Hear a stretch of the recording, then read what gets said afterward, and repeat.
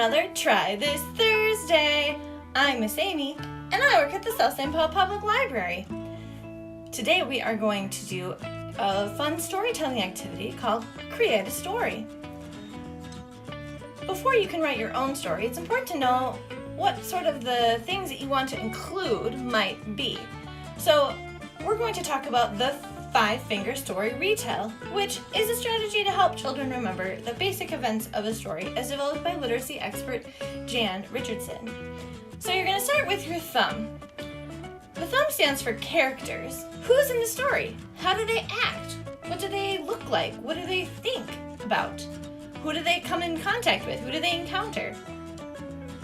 Once you've got your characters, then you're going to think about your setting. That's for your pointer finger. Where and when does the story take place? That makes up the setting. Once you've got the characters and the setting, then you can move on to the problem. What do the characters have to solve?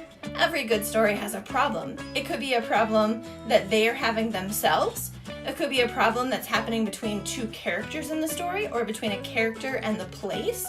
Or it could be a problem like poverty, or people not having enough money, or people not having enough food. Or it could be a problem like the school is on fire. Something that's happening outside of all the characters that they're going to work together to solve. A problem could be happening in any of those places. So we have characters, we have setting, we have problems, and then we have events. What happens to the characters as they try to solve the problems?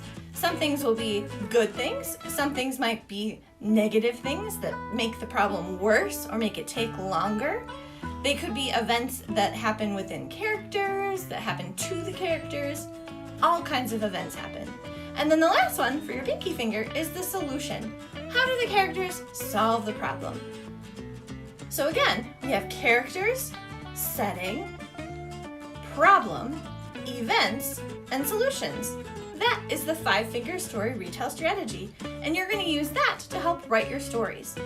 This is an activity that you can do together with your family or with a group of friends, and you're going to need a large piece of paper or cardboard, pencils and other writing tools, stamps and ink pads, or stickers or magazines to cut up, things like that.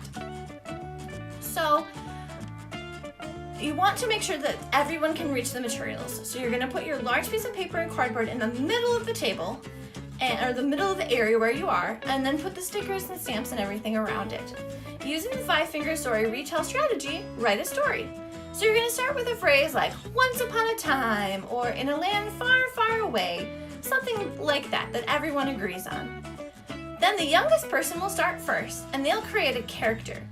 To do so, they'll look around the table and choose a stamp or sticker or cut out piece of paper to represent the character.